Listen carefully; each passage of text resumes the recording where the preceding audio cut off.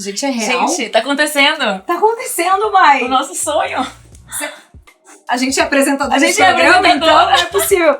Será que tem alguém assistindo? Eu acho que tem. Então calma aí, então a gente precisa explicar o que é isso, Claro. né? Calma, gente, esse é o As Minas. As minas. É isso, um programa de empoderamento pessoal Crescimento profissional. com temas relevantes para mulheres contemporâneas. Então, se você é uma mulher contemporânea, vem com a gente, porque mulheres precisam conversar. Pois é, e a amizade feminina já é revolucionária. Peraí, mas será que esse pessoal sabe quem são essas minas que estão falando? Pois é, né? Quem são? Gente, vocês não conhecem ela não? Paula Carniel, ela é atriz, cantora, autora e produtora. Essa mulher aqui abala, viu? Ela veio do Boqueirão, no Paraná, já fez filme, novela, série, é premiada internacionalmente e digo mais, é mãe de pet, minha amiga. Olha, então também vou apresentar ela. Maiara Astarte, multiartista indígena maranhense. Aprende muito com a natureza, com as suas vivências, com diversas viagens, não é? Tanto que já ganhou até o prêmio de personalidade do ano do Rio Webfest, tá? Por conta das causas e pautas de que ela fala.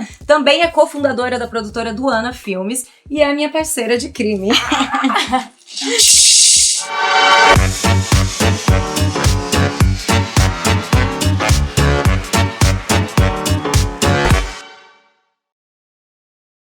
Bom, esse lugar de conforto, né, onde a gente vai conversar entre mulheres. Hoje a gente tá aqui com convidadas muito Maravilhosas. especiais pra falar sobre o que, mãe? Autocuidado e Relacionamentos. É isso, né? Acho que é muito importante a gente poder dividir um pouco sobre como a gente pode se conhecer, se cuidar e que isso transborde também nos nossos relacionamentos, muito né? importante a gente se conhecer, se conectar, né, com essa nossa eu aqui dentro, né, com uma verdade, com transparência. O meu processo, ele caminhou muito junto com o meu letramento racial, né? Então, assim, uma mulher negra se descobre negra numa sociedade racista como a nossa. E eu vivi muito, meninas, o processo de embranquecimento, sabe?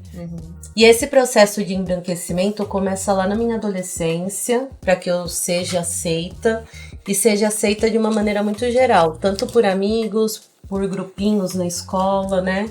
Eu não tenho tantas memórias da escola, porque foi um período muito difícil para mim, um período de muitos traumas, que eu não me sentia acolhida, eu não me sentia parte, não me sentia pertencente. Na adolescência, quando a gente já começa com os primeiros relacionamentos, né? E eu não tava ali dentro do padrão. Então, os primeiros beijos, os primeiros namoros, esse tipo de situação e de experiência não foi uma experiência que eu vivenciei na escola, né?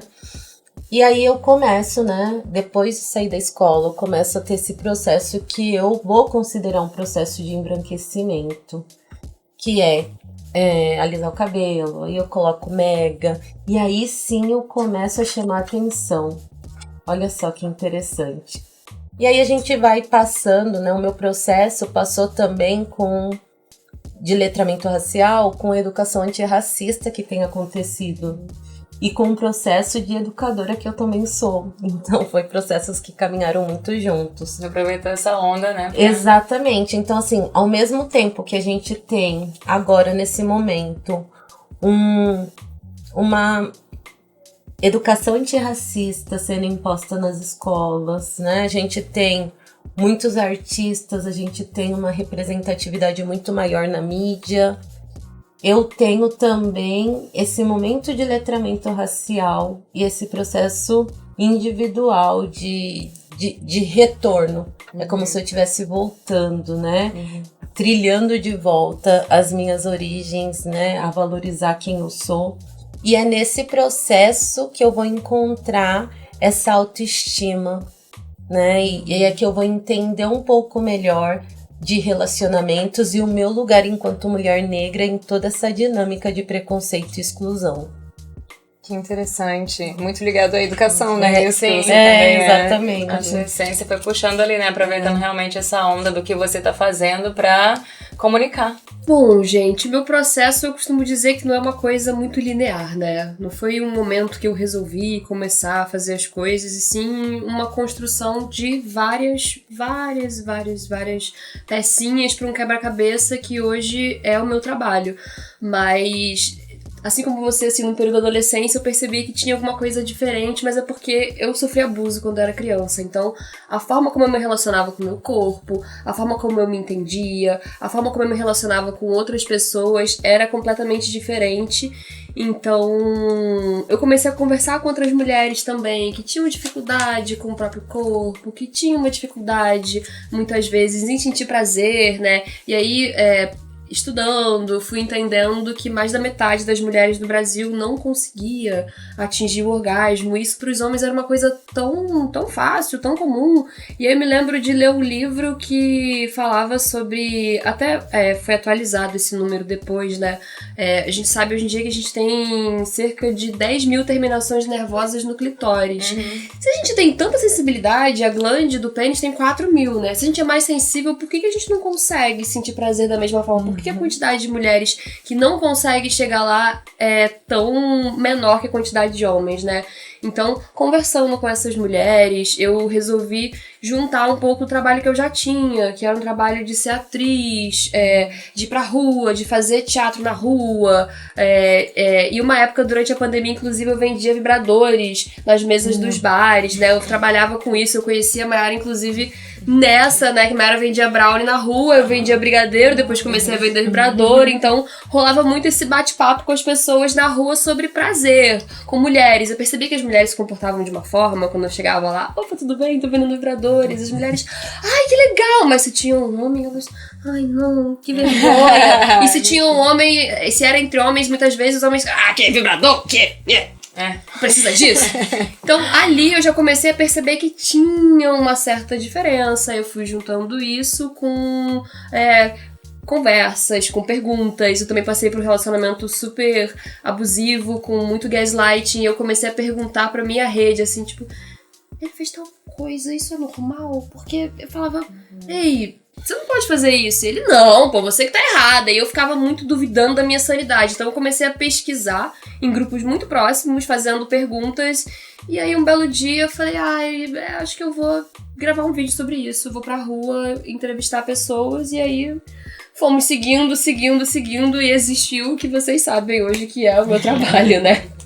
Nossa, a importância também de compartilhar, né? Porque Sim. você falou, a gente é muito ensinado a uma coisa de, como que é? Briga de marido e mulher, ninguém mete a colher. Gente, eu acho isso uma armadilha tremenda pras mulheres. Porque quando você não fala o que tá acontecendo ali no seu relacionamento, quando você não compartilha, meio que você não tem a noção do que é aquilo, um parâmetro, né, de se aquilo tá errado ou não tá. Eu vejo assim também como pra mim foi importante esse compartilhar, falar. Hoje em dia eu falo assim, qualquer coisa, qualquer homem, alguma coisa, eu já falo assim, amiga, olha, aconteceu isso, você acha que... Pra ter essa perspectiva, né, como isso é importante mesmo a gente compartilhar e a gente ir pra esses dois lugares. E agora tudo eu quero compartilhar. Porque realmente a gente fica muito sozinha, muito vendida de não compartilhar com ninguém, de não falar. E aí você vai passando pelas coisas e você fala, nossa, isso tá certo? Eu acho que tá. Porque a gente foi ensinada que, esse é o caminho, então as relações são assim, né? E eu acho que isso também se liga diretamente com a nossa saúde mental, né? Eu queria perguntar pra vocês também sobre essa coisa de você virar e se autoconhecer, e você começar a se pesquisar. Como vocês atrelaram isso à sua saúde mental, né? Como foi esse processo de autoconhecimento e eu vou ali cuidar da minha saúde mental? Você ainda existe, né? Porque eu acho que é uma coisa, quando a gente entende a problemática, e aí principalmente é isso, assim, a problemática do patriarcado, eu acho que isso é libertador, por um lado, e também muito agoniante, porque a gente não entende muito como, então, e agora, né? O que fazer a partir daqui? Acho que é muito legal isso da saúde mental. No meu caso, eu sou uma pessoa neurodivergente, né? Então, assim, eu percebi na escola, olha que interessante, aqui no Brasil, as pessoas que fazem o diagnóstico, não o diagnóstico, mas que percebem as diferenças dos estudantes são os professores. Olha, realmente. Né? São os professores que encaminham esses estudantes, né? Quando eles percebem, assim, sutilezas no comportamento.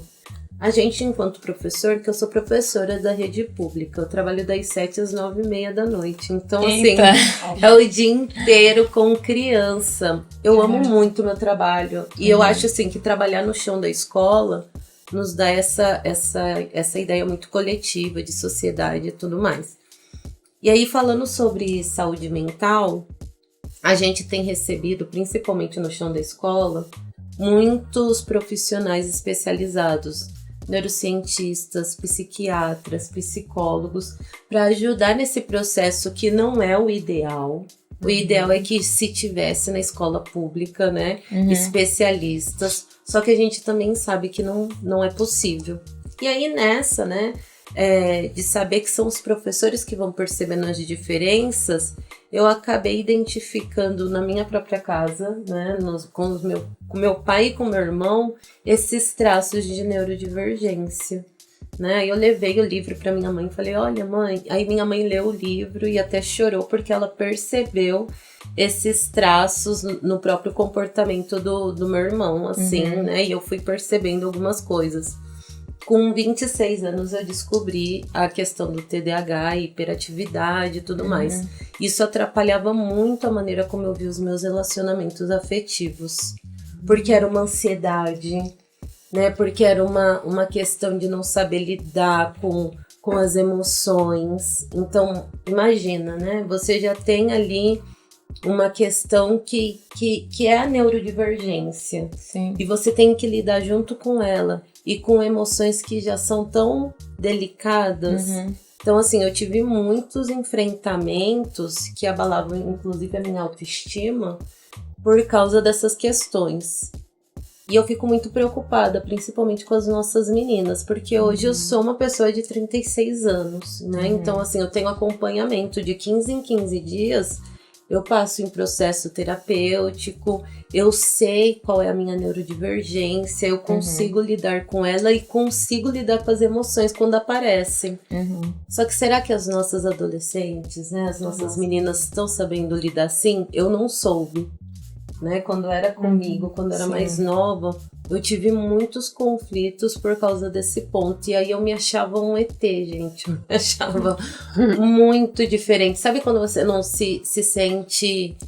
Eu não me sentia parte, eu não me sentia encaixada. Eu falava, por que só eu? Você não sou se assim? reconhece, né, nas ações, nas pessoas, Exatamente. nos formatos. Eu me achava muito diferente de tudo.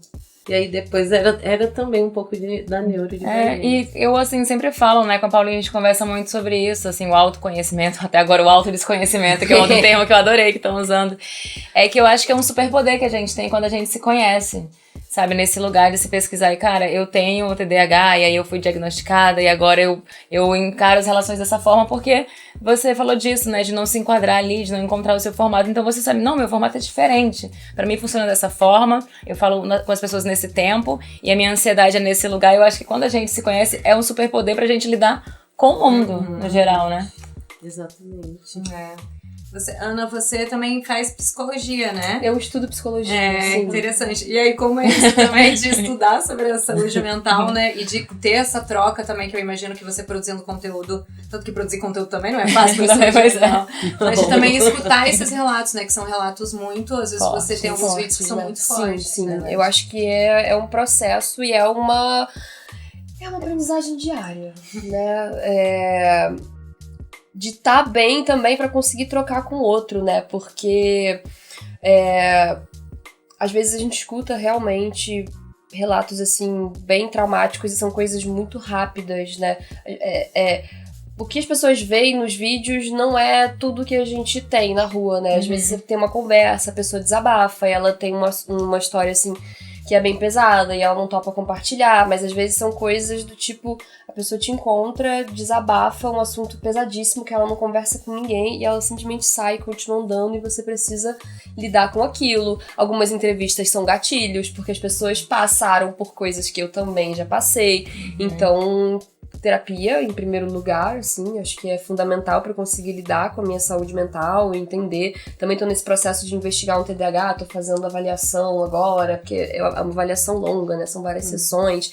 Então, se conhecer, fazer terapia, praticar exercício físico, e também filtrar que tipo de relações você quer ter pra sua vida, né, já que a gente tá falando sobre relações, sim. Eu acho que a partir do momento que você começa a se entender, começa a fazer terapia, se validar, eu venho de uma criação que não foi muito afetiva, que foi bastante violenta.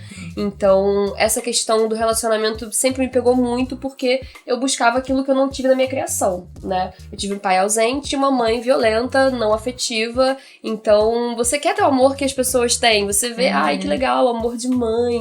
Ai, que legal, pais amorosos. Ai, que legal, como é bonitinho. Se você não tem isso em uma esfera, sabe? Desde cedo você fica olhando os pais dos seus amigos, você fica buscando isso em uma relação. Então eu acho que o autocuidado, ele tá muito nesse lugar, pra mim, de filtrar as relações que eu tenho e de levar isso pra outras pessoas também. Porque eu acho que eu me realizo quando eu consigo levar isso pra outras mulheres, eu consigo levar essa reflexão, eu consigo ter esse debate. Acho que é esse o caminho, assim, a gente vai... Não é uma fórmula, né? É uma coisa que a gente vai todo dia ali fazendo um pouquinho.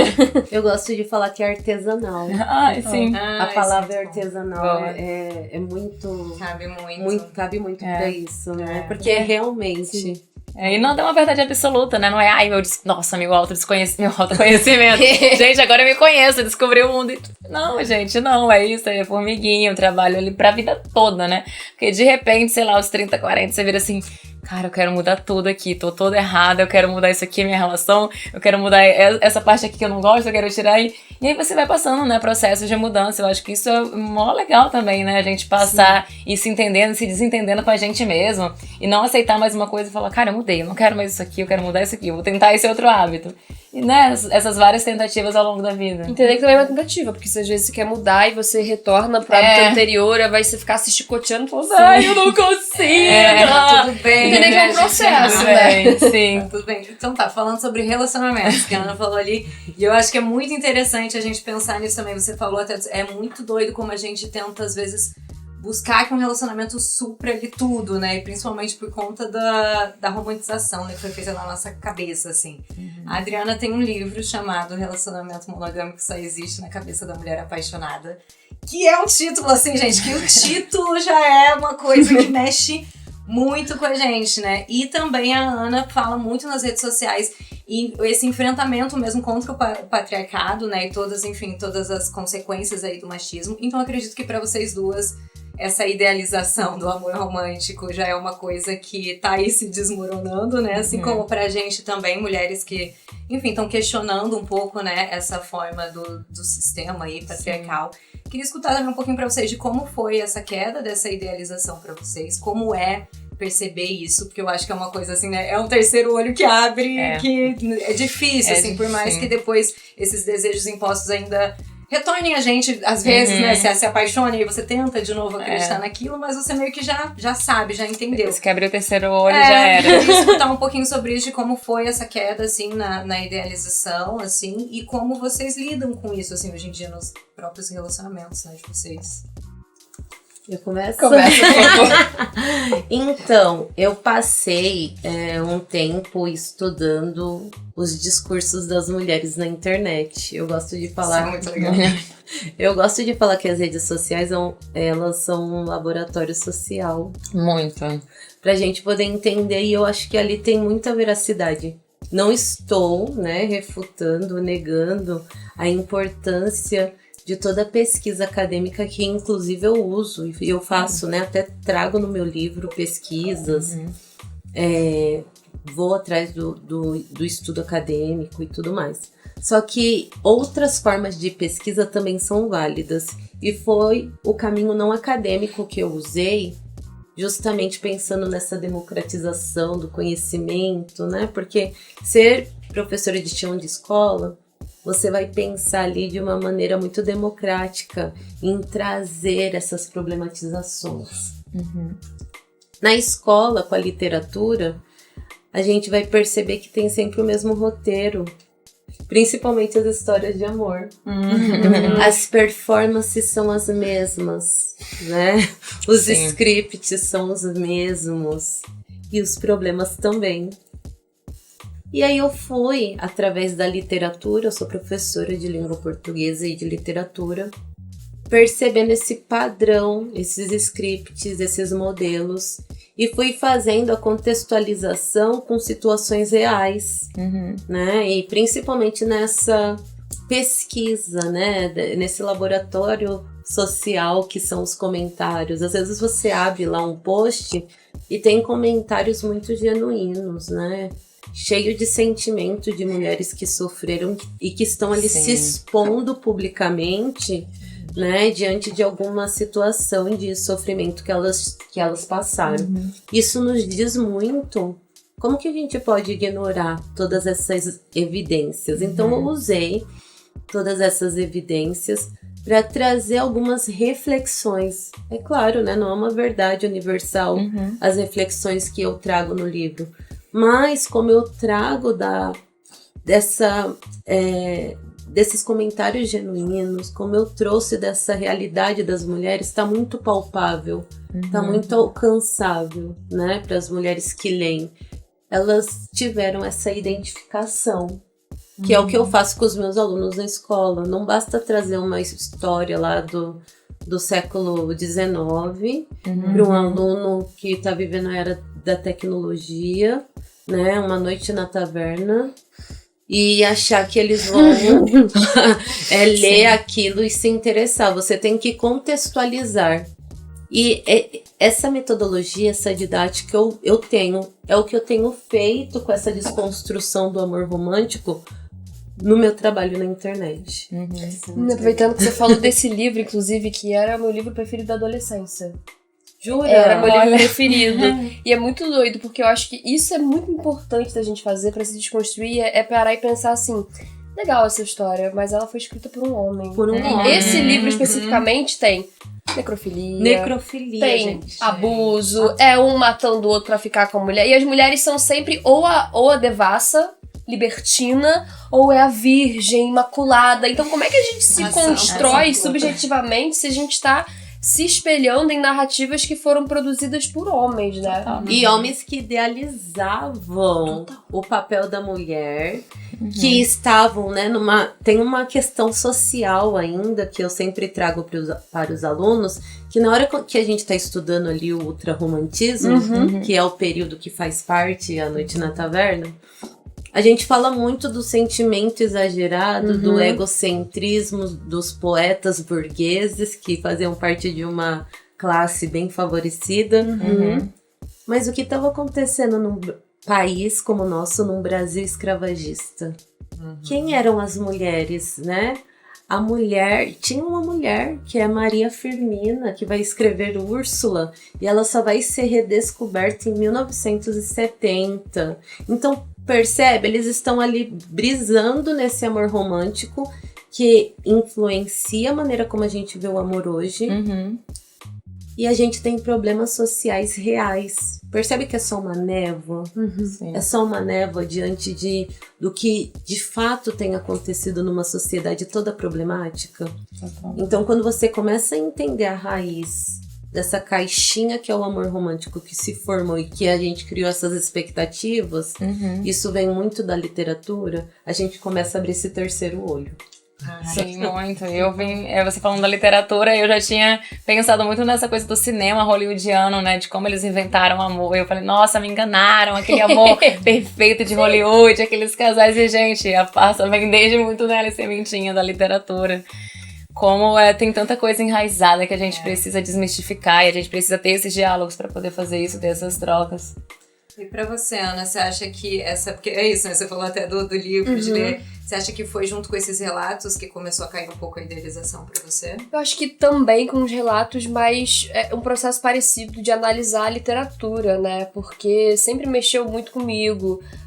E perceber que as narrativas que a gente tem, desde as histórias das princesas também, como é que a gente molda a cabeça das meninas se desde nova você vai ler uma história que vão te ensinar, olha que legal, ela morreu, mas o príncipe foi lá e deu um beijo nela e ela ressuscitou, olha que bacana. No Noite da Taverna também tem uma história da mulher que tava na janela, ele encontra com ela no cemitério e ele estupra ela, só que da forma como é colocada no livro, parece que é super, porque é a visão dele, que ele viu uma imagem perfeita de mulher e ele tira ela do cemitério e leva ela pra casa e transa com ela, e aí depois... Por dias, e no meio desse estupro, que não é narrado como estupro, é narrado como uma coisa linda, ele percebe que ela estava viva.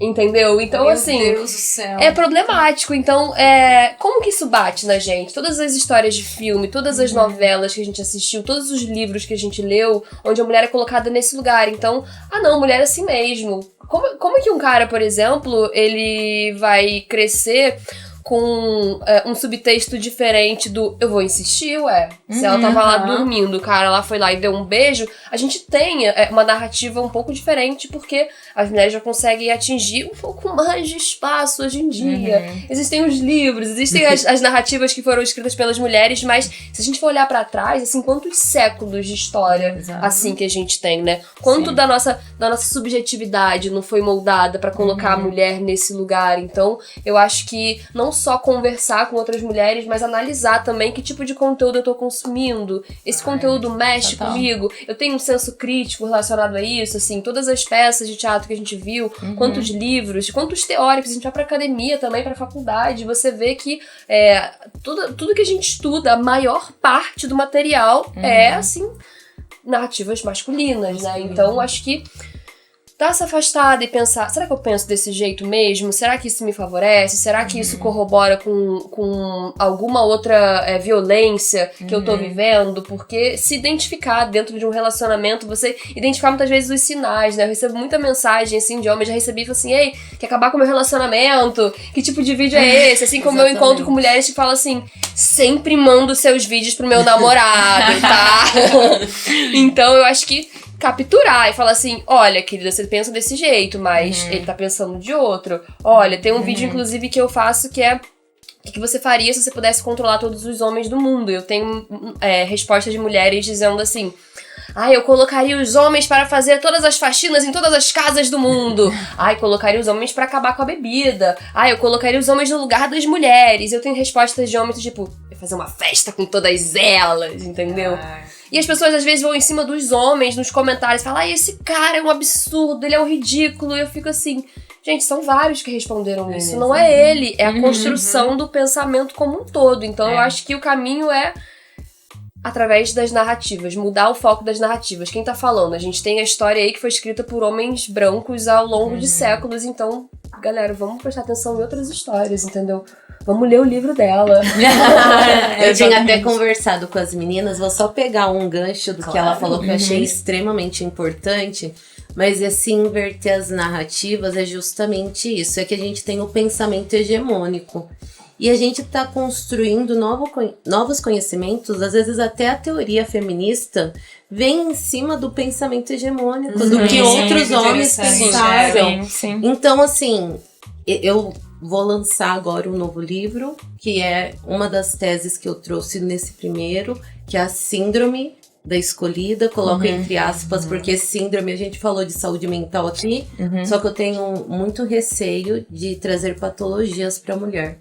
A síndrome da escolhida não é uma patologia, é um fenômeno social que acontece com a gente em relação aos relacionamentos, né? Mas nesse livro eu busquei trazer referências de mulheres negras e indígenas. Porque enquanto eu estiver reforçando e me pautando no conhecimento, no mesmo conhecimento hegemônico, né, das mesmas pessoas, trazendo a mesma base do pensamento ocidental, colonial, eurocêntrico, excludente, racista e preconceituoso, eu vou chegar a novas conclusões, a novas narrativas. Eu não vou trazer novas narrativas, né? Então, acho que a gente tem que perceber isso. E tem outra questão em relação à questão do pensamento hegemônico e das diferenças entre homens e mulheres, que são os papéis sociais.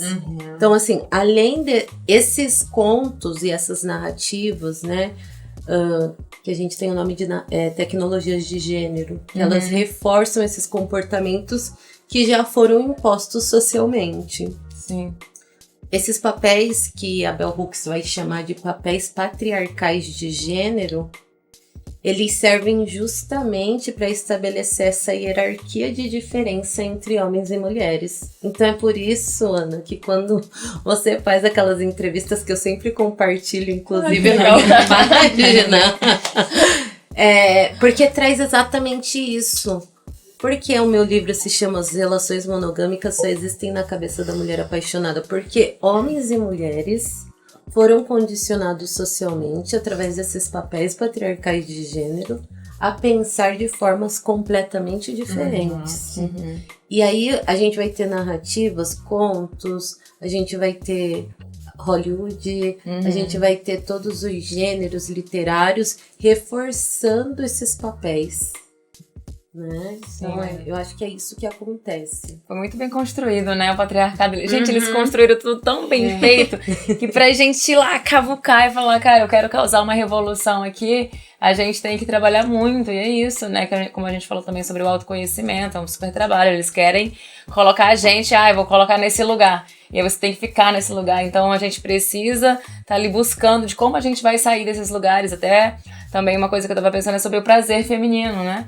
Também, pensando também na questão da literatura, de como a gente é colocado nesse lugar de que a gente não pode se divertir, que a gente não pode... A gente é quem dá o prazer, a gente é quem dá o prazer. E assim, é sempre nesse lugar. Então, assim, até hoje, né? Agora você falando também desses vídeos, de como as pessoas têm essas críticas. Então, a gente tem uma coisa de não posso ter prazer. E quando a gente tem prazer, eu acho que a gente sofre também muito preconceito com isso. As pessoas apontando o dedo na nossa cara. Como que é pra vocês isso? De como quando vocês falam e como vocês lidam com esse preconceito, com essas falácias, essas críticas? Boa pergunta. Acho que pra mim já tá no outro lugar desde a época que eu trabalhava com sex shop mesmo, assim.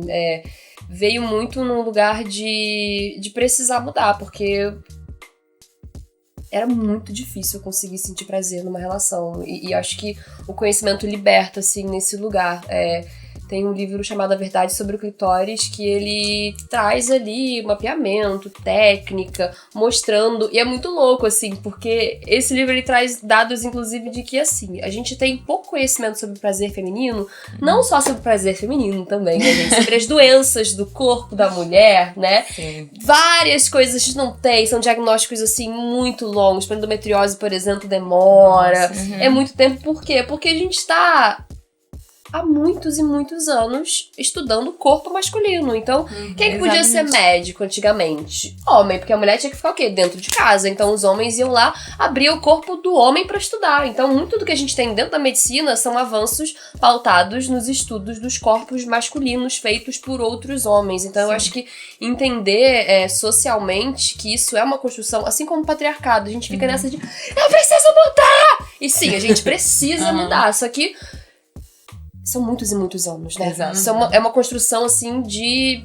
sabe, milênios, entendeu? Então, óbvio que a gente tem essa sensação da velocidade, de fazer mudanças tecnológicas, mas essa é uma mudança que é muito estrutural, tá? Em muitas coisas, e o pior de tudo é que por mais que a gente esteja numa bolha intelectualizada, privilegiada, que consegue falar sobre determinados assuntos, tem muitas mulheres que realmente não conseguem nem, sabe, se masturbar, não conseguem sentir prazer, não conseguem tocar no próprio corpo. Sim. E vão achar que isso é pecado, e vão achar que é errado a mulher se masturbar. Então eu acho que desde esse momento que eu comecei a entender melhor, entender que existe uma repressão, é um projeto, assim, de repressão feminina, porque a gente fica...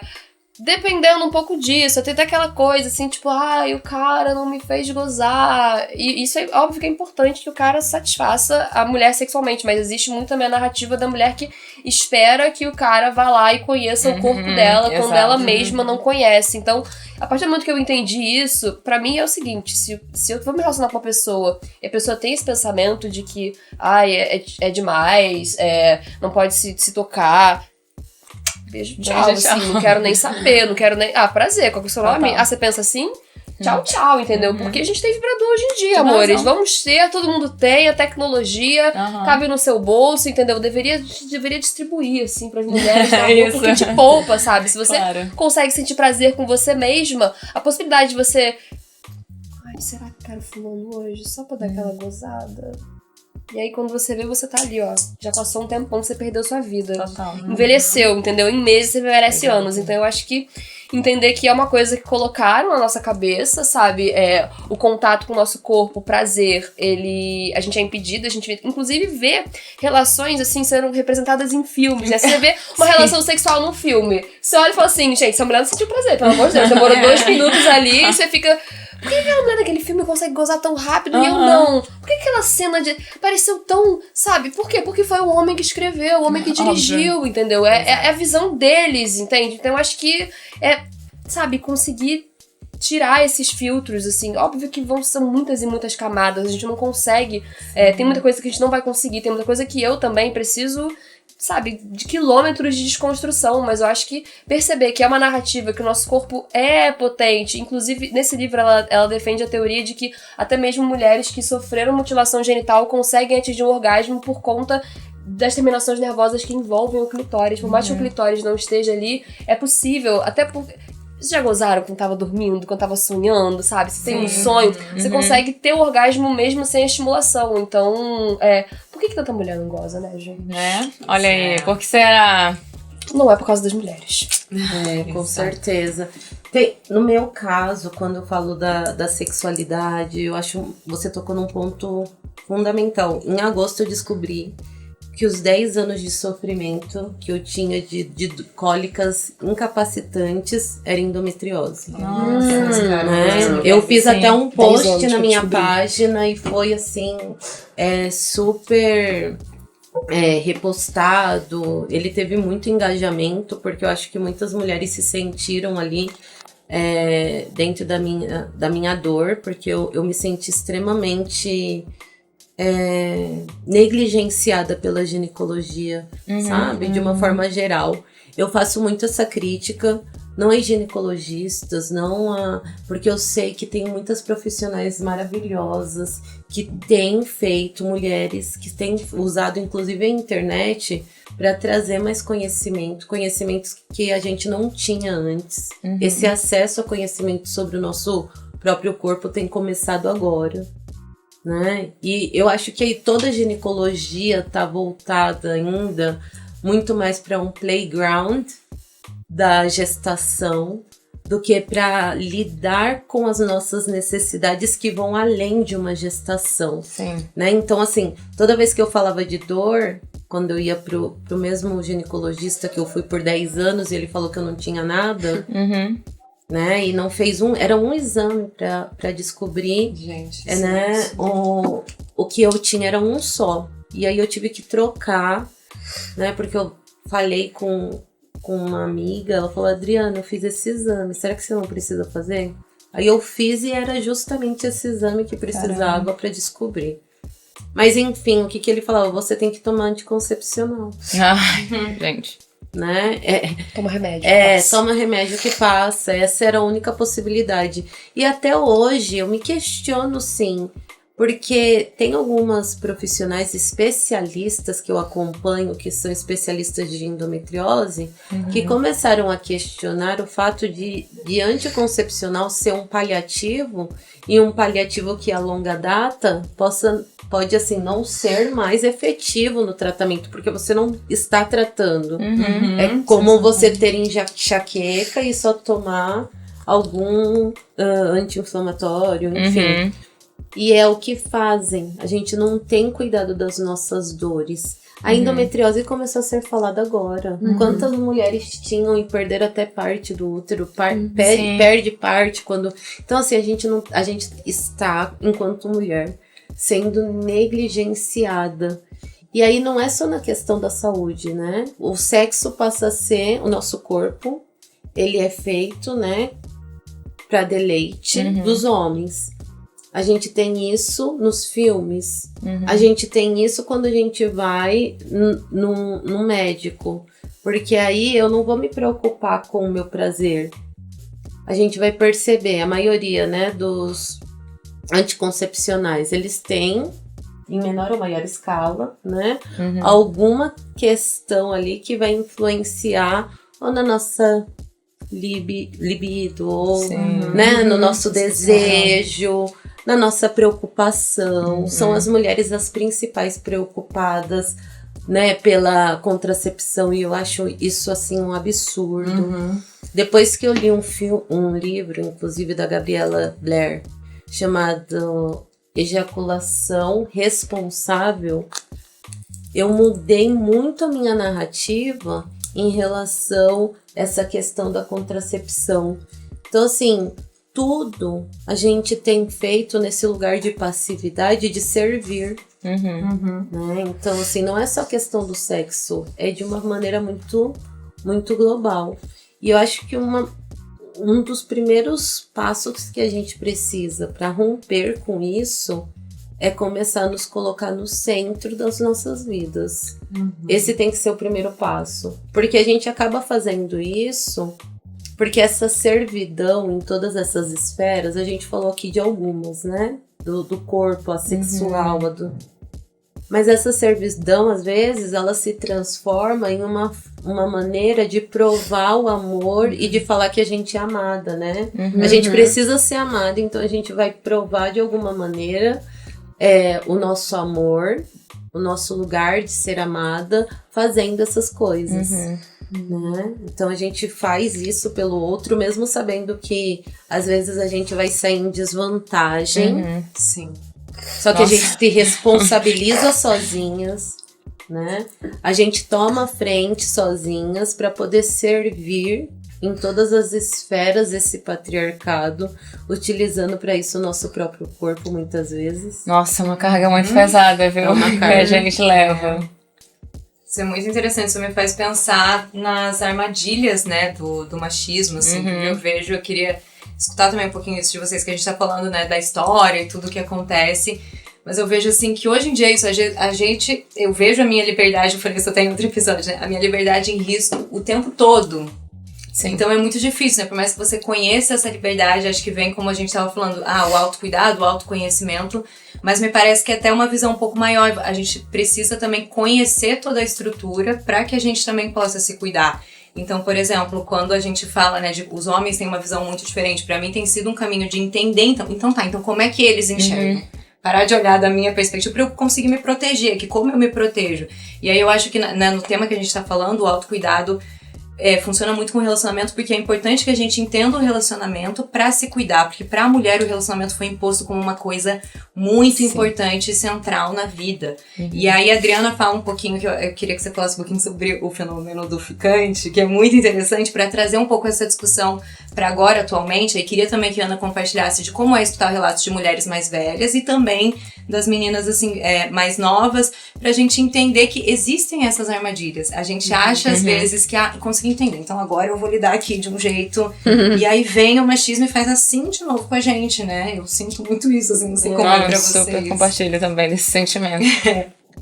Como o relacionamento ele é sempre o tema central da vida das mulheres, a gente sempre vai ter essa ânsia de pertencer, de estar dentro disso que eu chamo essa caixa, né? De fazer parte de uma instituição casal.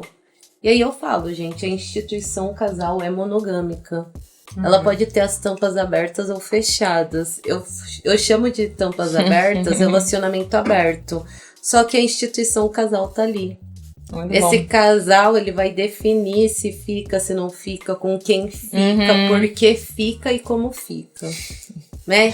Eu acho que as pessoas não pensam muito bem quem é essa outra pessoa que fica, né? Quem são essas outras pessoas e como essas outras pessoas se sentem em serem usadas, objetificadas, né?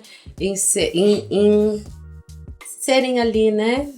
Serem usadas como ferramentas por esse casal dentro desses experimentos. Que todo mundo fala, nossa, que legal experimentar.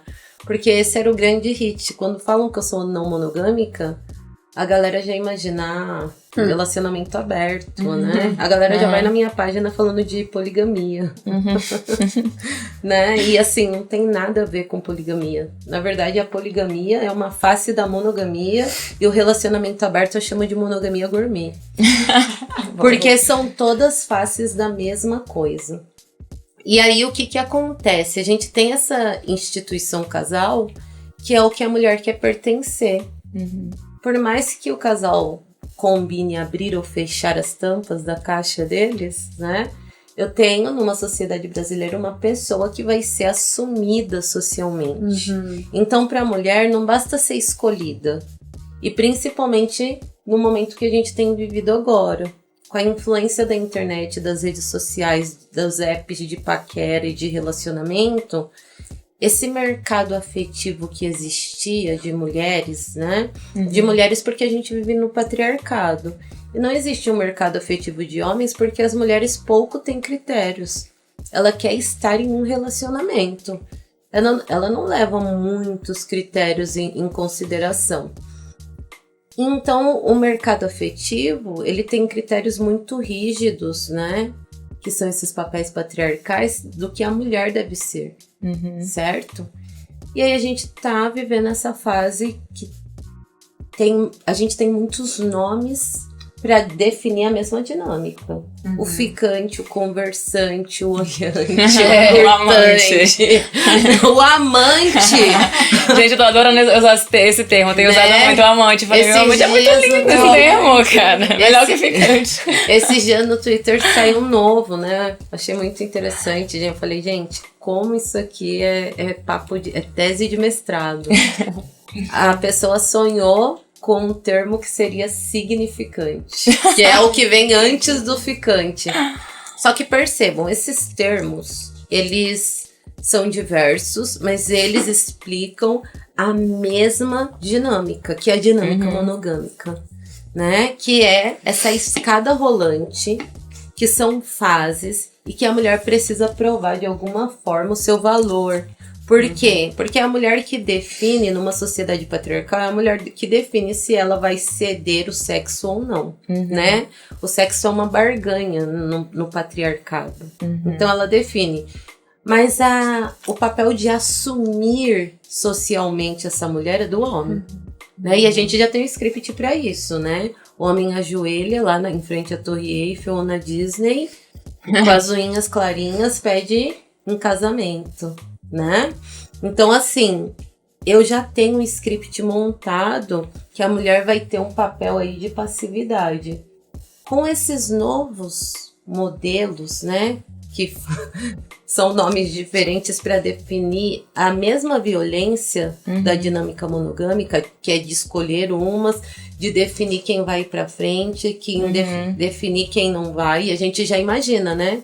Quem são os corpos que vão, quem são os corpos que não são escolhidos. E a gente tem a Prateleira do Amor, da professora Valesca Zanello, que explica muito bem esse mercado afetivo, né? Mas o que a mulher vai sentir com toda essa diferença, todo esse número enorme de relacionamentos? Ela vai sentir que estar nessa instituição casal assumida socialmente é uma vantagem. A gente já sabe que pode não ser, né? A gente sabe que é subjetivo ser vantagem. Mas é uma validação social estar, né? Ser a eleita, ser a preferida, né? Ser a escolhida. E ninguém reflete, enquanto mulher, que esse lugar de ser escolhida, ser assumida, ser preferida, ainda nos deixa num lugar de passividade, né? Num lugar em que a gente quer agradar o outro a todo momento para pertencer. Então, com o ficante, a mulher vai viver nesse, eu chamo de umbral, né? Ela vive esse umbral de relacionamentos nessa expectativa de ir pro namoro. Só que, pasmem, quando você estuda os sociólogos do século XX, tem um livro muito interessante chamado Hooking Up, que essa socióloga ela vai estudar o comportamento de universitários nos Estados Unidos. E o hooking up é um fenômeno também que surge lá, que eles, sabe, pega, não se apega? Um pega o outro, né? Tem um booty call, que é ligar pra pegar, né? Só pra transar à noite. E eles não têm nem esse chameguinho do ficar. Não tem isso. E as meninas sofrem, por quê?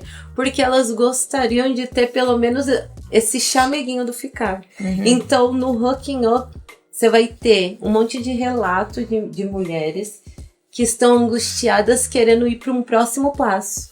A mulher tá sempre angustiada, não pelo tipo de relacionamento que ela vai viver, mas ela tá sempre angustiada porque ela tá sempre num lugar de passividade, esperando ir pra algum outro lugar.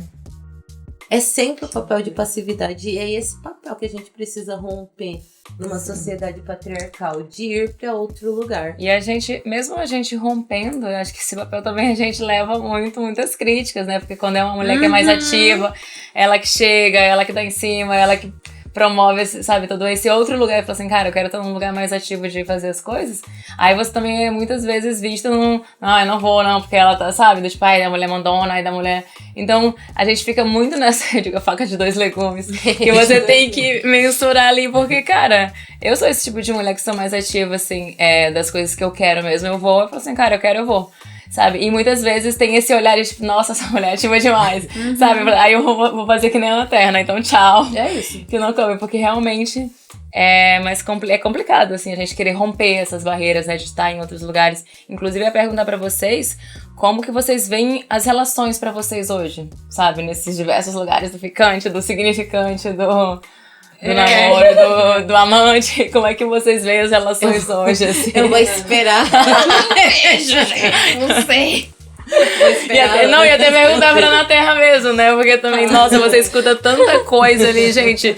Também que a gente fica, ai, não quero mais me relacionar. E você sente, Ana, também esse recorte geracional? Seria isso? Dessas mudanças também? Sinto. Principalmente porque o Madrid tava falando... É uma coisa que já vem há muito tempo também, gente. Essa coisa da mulher querer ser escolhida, principalmente porque a gente... A narrativa que é ensinada pra gente é que o amor tá atrelado à esfera do cuidado. Então, pra você demonstrar amor, você vai cuidar. Você vai cuidar mais ainda do outro.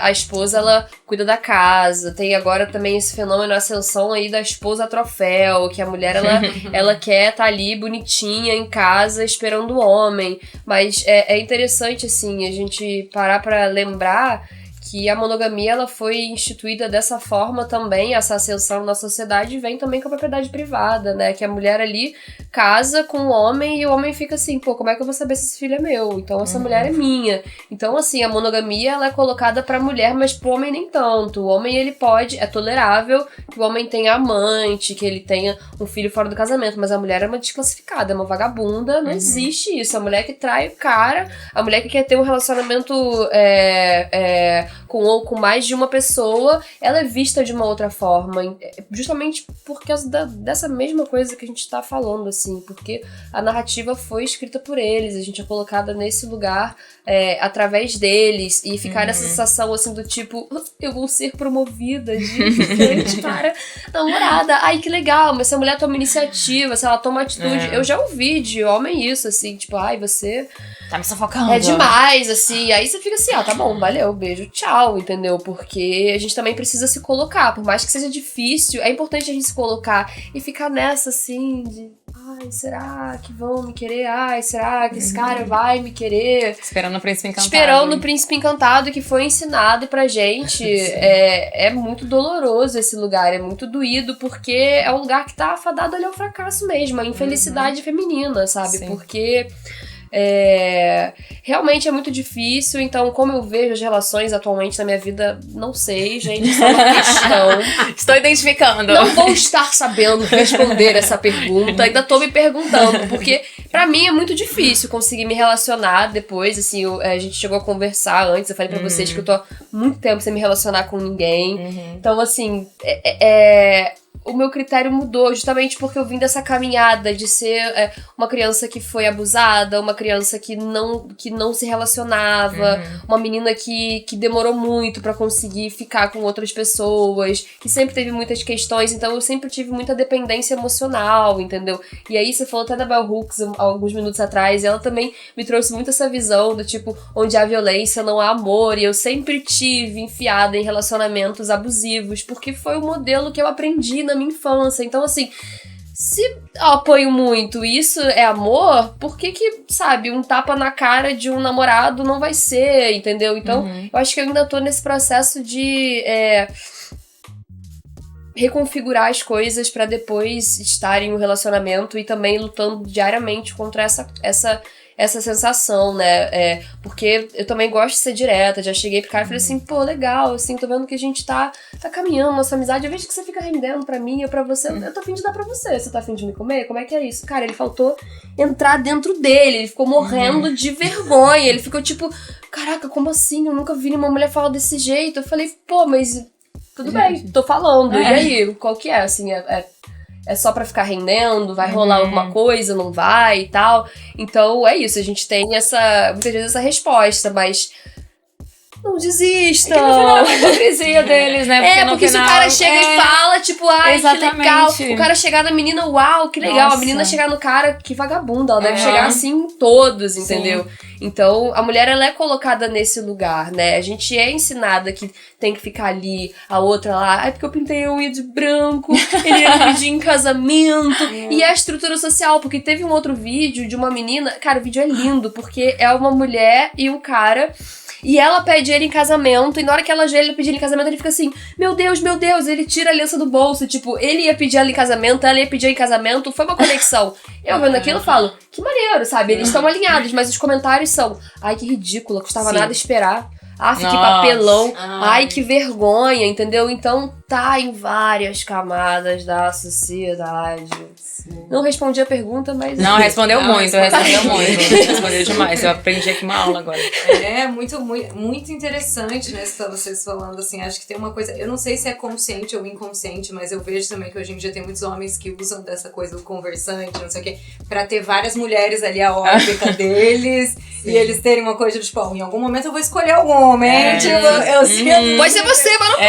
Peraí, fica aí, sexta-feira, 8 da noite. Pra quem que eu vou mandar mensagem? Vou mandar pra 10 aqui. Eu sinto que esse machismo se reinventou agora um pouco nessa coisa do tipo, mas vocês são, sabe, mulheres são tão abertas, eu quero ser amigo de mulheres, então eu quero ter. Mas você vê que, tipo, não é que você quer muito ser amigo, você quer ter todas ali pra que elas fiquem ali esperando, mas vai que uma hora ele me escolhe. Mas eu acho que ele só pode fazer isso, né? O homem só consegue agir dessa maneira porque existe a síndrome da escolhida. Exato. Porque existe a expectativa dessas mulheres serem assumidas socialmente. Se a mulher... Eu não falo, meninas, assim, da mulher começar a chegar nos homens, e aí, namora comigo? Não. Esse papel, de sair do papel de passividade... É sair dessa expectativa que os homens também esperam, porque eles querem fazer o papel da conquista. E pra que a conquista exista, você não pode falar que quer transar com ele. Você viu que você desmontou? Tinha que partir dele. E seria até melhor se você não quisesse, ele conquistou. Nossa! Eu passei essa frente pra pular atrás, gente. Não, mas sim. É porque é uma vitória pra eles, entendeu? Sentir que você foi conquistada é uma das expectativas, e não só do homem. É uma expectativa também da mulher, porque a gente fala muito dos papéis patriarcais do homem, mas existe também as expectativas, né, dos papéis femininos, né? E existe a sociedade que vai validar todo esse espetáculo, que são as relações tradicionais. Nossa. É difícil, né? Diante disso, o que faríamos, né, porque eu fico pensando nisso. Então é entender de algum... Não sei, gente, de alguma maneira manipular. Eu já pensei como a gente ganha esse jogo. E aí, não sei, as dicas, será que a gente pede assim? Tipo, acho que seria bom. Né? Ajude-nos. Ajude-nos, 3 dicas. Eu sou transgressora. Vocês querem as minhas? Por favor. De cada um de vocês, 3 dicas. Pra isso, pra mulheres que estão aí nesse caminho de autocuidado e querem aprender a lidar com os relacionamentos. Quais dicas vocês dão? Bom, a primeira de todas é descentralizar o homem da vida. E a gente fala muito de descentralizar o homem da vida, só que você não descentraliza um homem da vida enquanto você espera viver com esse homem um relacionamento em que ele é o centro. Olha só. Né? Então, assim, eu vejo muita mulher, eu preciso descentralizar o homem da vida. Só que, ao mesmo tempo, né, contraditoriamente, ela quer ser assumida por esse homem, ali nesse papel de passividade. Se eu estou descentralizando o papel dele, eu preciso tomar autonomia Eu acho que esse é o segundo ponto. A mulher precisa de autonomia, autonomia emocional. E para ter autonomia emocional, ela vai precisar de autonomia financeira também.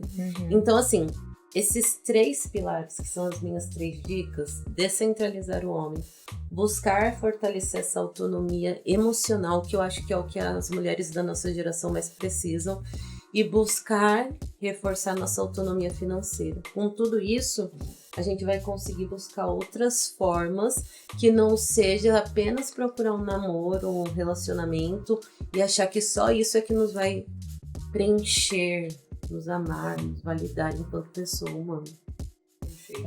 Total, pegando esse gancho aí, eu concordo muito com as suas dicas. Acho que complementando, além disso, é importante as mulheres conhecerem o próprio corpo. Sentir prazer sozinha, sabe? Saber o que você gosta, não ficar refém de uma outra pessoa, não ficar refém de você sentir prazer através de uma outra pessoa. Então, tá ali, sabe? Ter não só a sua rotina de autocuidado, né? A gente fala de rotina de autocuidado, mas tá muito relacionado muitas vezes à estética, mas ter a sua rotina de prazer, sabe? Você tá. A gente tem, período fértil que a gente fica ali mais mexida e às vezes, ui, caramba, contatinho. Ai, por que eu mandei mensagem? Às vezes é só deixar passar, né? Eu vou dormir. Às vezes é só você pegar ali sua gavetinha, ter ali sua gavetinha de vibradores, entendeu? Ser feliz com você mesma. Então, acho que sentir prazer com você, super importante. Se conhecer também, sabe? Entender quais são os seus gatilhos, o que você procura numa pessoa, porque muitas vezes é isso, a gente não quer um relacionamento, a gente quer alguém pra estar suprindo ali as nossas carências, as nossas necessidades, as nossas demandas. Então, entender, né? Cuidar da sua cabeça, cuidar de si, falar, poxa, eu tô realmente querendo um relacionamento agora? Ou eu tô querendo alguém pra me validar? Eu tô realmente querendo um relacionamento agora? Ou eu tô só querendo uma companhia porque eu não tô me sentindo boa o suficiente e preciso ter alguém ali pra que eu possa desabafar, sabe? Aonde esse relacionamento vai me levar? Fazer os questionamentos. E eu acho que também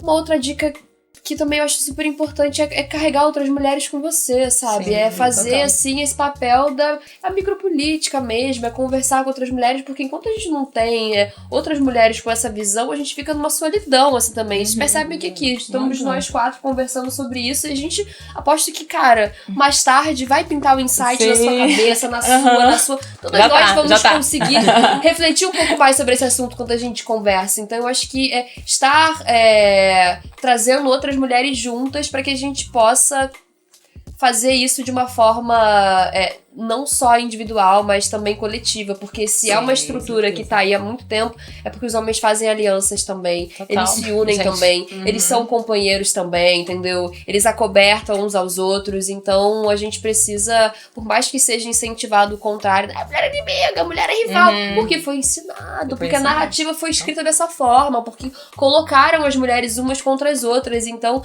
agarrar na mão e falar assim, não é assim, entendeu? Vamos pensar diferente, dar um vibrador de presente pra sua amiga, tem certeza que você quer fazer isso mesmo? Esse cara aí, é isso que você quer pra sua vida? Casar desse jeito, ter essa vida? Então, 3 dicas básicas. Nossa, arrasaram muito nessas dicas, gente. Minha cabeça fica fervilhando. Tchaca, tchaca, tchaca, tchaca. Inclusive, o meu vibrador foi um presente da minha amiga diretora de arte aqui, Maravilhosa. Gente, eu tenho uma perguntinha pra vocês, em relação, assim, o que vocês diriam pra eu de vocês há, sei lá, 10 anos atrás, quando vocês estavam ainda começando a pensar sobre isso, sabe, sobre autoconhecimento, sobre essa coisa do prazer, quando tava engatilhando ali esses pensamentos, o que vocês diriam pra essa eu de vocês lá do passado? Caramba. Eu diria pra eu não ir nesse processo de embranquecimento. Eu não faria isso, mas eu fico pensando, né, ao mesmo tempo. Será que eu seria a mesma? Será que hoje eu chegaria... será que todo esse processo não foi importante para chegar hoje em quem eu sou? Eu acho assim que... Eu sei que tem muitas coisas que eu diria realmente. Fiz muita coisa que eu não gostaria de ter feito, que impactaram com o meu emocional, impactaram em traumas, Mas todos esses traumas foram essenciais para a construção de vida que eu trago, para a bagagem que eu tenho hoje. Né? Então seria muito nessa questão do embranquecimento, né? Dessa busca de aprovação social, que tem a ver comigo, mas que tem muito a ver com uma sociedade extremamente racista que a gente vive. Né? Então não é só uma questão pessoal, uma questão ali envolvida com o meio. Mas eu acho que foi necessário, né? Que foi necessário para tudo que eu aprendi hoje. Eu também concordo, eu acho que sem cair num lugar assim de tentar romantizar o sofrimento, porque rola muito isso, né? É importante sofrer para a gente crescer e aprender. Eu acho que eu consegui ressignificar muito daquilo que eu vivi, mas a dica que eu daria pra mim é pra cuidar melhor da minha cabeça, fazer terapia. Eu venho de um lugar que a terapia não é vista da mesma forma como aqui. A saúde mental, a gente começou a falar um pouco mais sobre isso depois da pandemia, mas eu cresci achando que terapia é coisa de quem tá, sabe, já tá muito precisada, coisa de quem tá com muitos problemas. Eu precisei chegar no meu limite, sabe, pra começar a fazer terapia, até seguir um caminho, assim, de gratiluz, terapia alternativa, que me levou pra um lugar de muito sofrimento, que era um lugar de negar a existência da dor, sabe, falar assim, não, gente, é só pensar positivo que vai ficar tudo bem. Isso me destruiu, isso me levou, assim, pro fundo do poço, porque eu tentava pensar positivo e achava que a culpa era minha. Existe muito lugar, assim, também da culpabilização da vítima, né? Porque você atrai aquilo que você vibra. Então eu tô vibrando errado, qual é o meu problema? Não é, sabe? Não é sobre. Então, eu acredito que eu consegui, apesar de tudo que eu vivi, chegar onde eu cheguei e me reconstruir a partir disso. Mas se eu pudesse ter evitado um trauminho ou outro ali, né? Um negocinho a menos, uma relação abusiva ali, botado um limite antes, teria sido ótimo. Acho que a dica que eu daria é: cuida dessa cabeça, querida. Cuida da cabecinha que tá precisando. Cara, muito bonito te ouvir. Eu queria sugerir uma coisa, bem rápido pra gente fazer aqui agora. Todo mundo fechar os olhos e se abraçar. E dizer coisas muito lindas, especiais pra gente. Quem tiver no set que não estiver apertando nenhum botão, também se abrace. Vocês também aí que estiverem no som, que não estiverem apertando o botão, você que estiver em casa, se abrace agora e diga coisas incríveis, lindas pra você. Não, a gente não precisa ouvir aqui, só na nossa mente, só pra você, vai.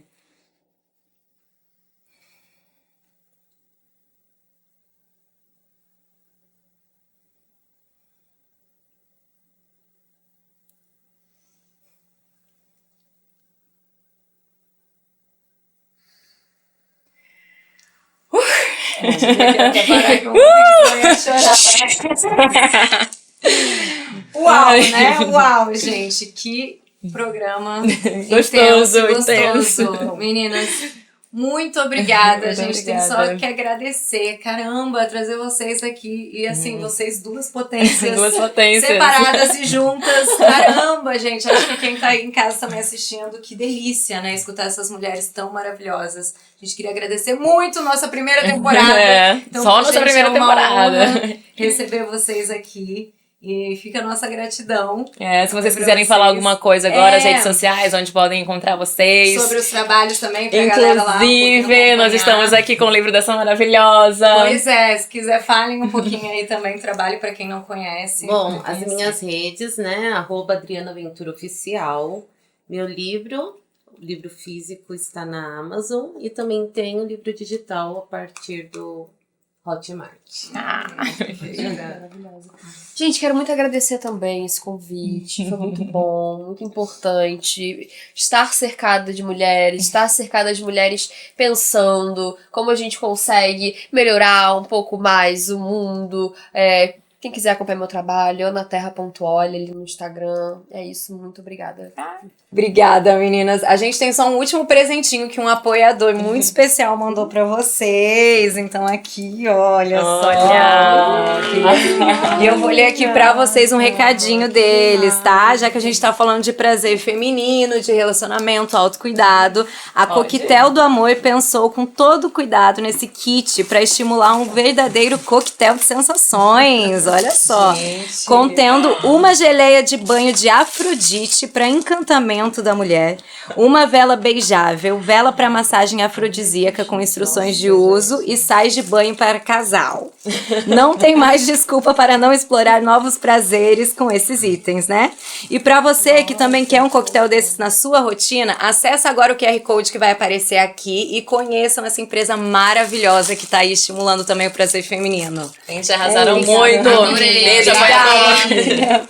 E é isso, obrigada, viu, Obrigada, gente? Uma gente. delícia. E pra você que tá aí também, fica com a gente, que a gente tem mais as minas, não é, mãe? Continue acompanhando, tem mais episódios, hein? Segue lá nas redes sociais que a gente vai estar postando coisa nova. É isso, e vamos conversar entre mulheres, porque afinal, né, a amizade feminina, as conversas femininas já é fazer revolução. Isso!